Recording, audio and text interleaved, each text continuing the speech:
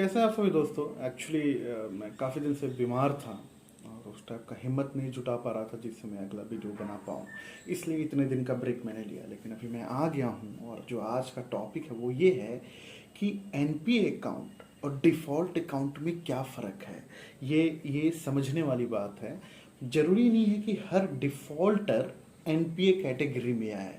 अब देखिए इसको समझेंगे कैसे हम। देखिए अगर आप एक ईएमआई पे बाउंस करते हैं ना, या फिर आप ईएमआई देने के बाद आप चार्ज को पे नहीं करते हैं, आपका charge as a due amount दिख रहा है, तो आप डिफ़ॉल्ट कैटेगरी में आएंगे। ये समझने वाली बात है। तो कहने का मतलब ये है कि हर डिफ़ॉल्टर एनपीए होगा, ये जरूरी नहीं है, लेकिन हर एनपीए डिफ़ॉल्टर होगा।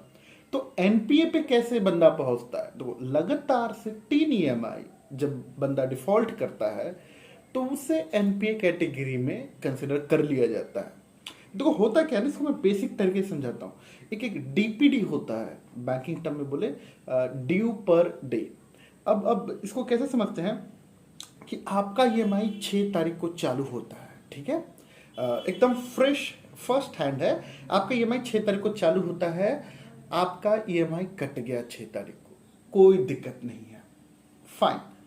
लेकिन आपका ईएमआई 6 तारीख को नहीं कटता है, ठीक है, 8 तारीख को कटता है, यानी 7 एंड 8।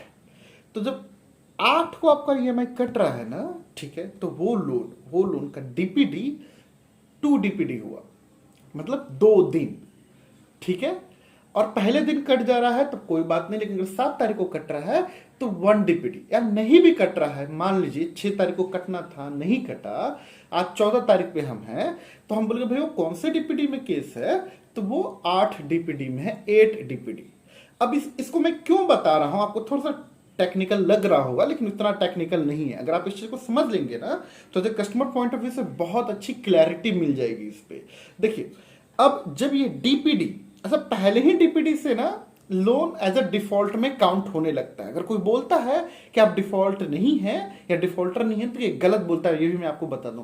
आप डिफॉल्टर नहीं कहलाएंगे उसी कंडीशन में जब आपका डीपीडी नहीं हो, जीरो हो, प्लस कोई चार्ज आपका स्टेटमेंट ऑफ अकाउंट में एज ए ड्यू नहीं दिख रहा हो।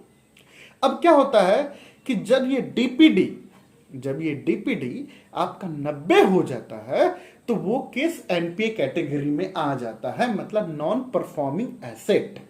वो बैंक को दिखाना पड़ता है आरबीआई को कि एनपीए हो गया, नॉन परफॉर्मिंग एसेट।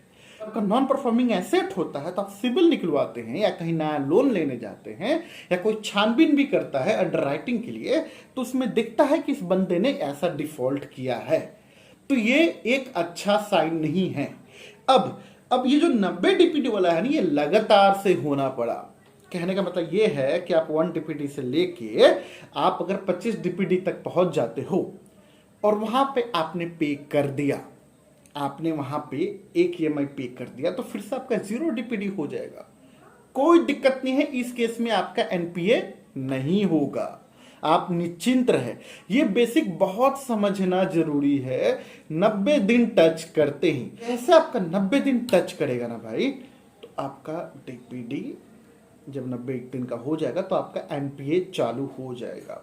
थोड़ा सा क्रिटिकल है, थोड़ा सा बारीकी से इस चीज को समझना होता है। आप स्टेटमेंट निकलवाएंगे तो आपको एक आइडिया लग जाएगा कि मैं क्या बोलना चाह रहा हूं। तो हमें हमेशा ध्यान रखना है कि डिफॉल्ट कर रहे हैं, पहली बात तो डिफॉल्ट ना होए, अब हो भी गए तो उसको एनपीए ना होने दे। ये फर्क है एक डिफॉल्ट होने में, एक एनपीए होने में। अभी देखो डिफॉल्ट का एक एनपीए भी हिस्सा होता है, एक स्टेज बोलेंगे, दूसरा स्टेज राइट ऑफ भी होता है। तो अभी हम राइट ऑफ के बारे में बात नहीं करेंगे, अभी हम एनपीए के बारे में बात कर रहे हैं। तो ये चीज है। तो NPA is a part of being default, all defaulter are not NPA. तो ये समझना है। मैं उम्मीद करता हूं कि आपको एक भली भांति एक एनपीए और डिफॉल्ट के बीच का फर्क समझ आ गया होगा।